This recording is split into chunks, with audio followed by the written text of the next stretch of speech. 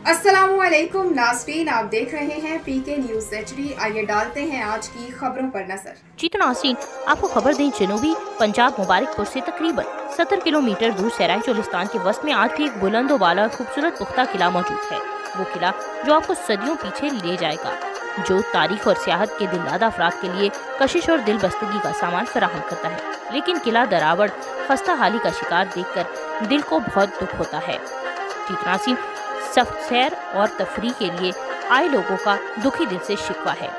रियासत भावलपुर के अब्बासी खानदान की मलकियत ये किला उर्फ आम में किला दरावड़ के नाम से मशहूर है।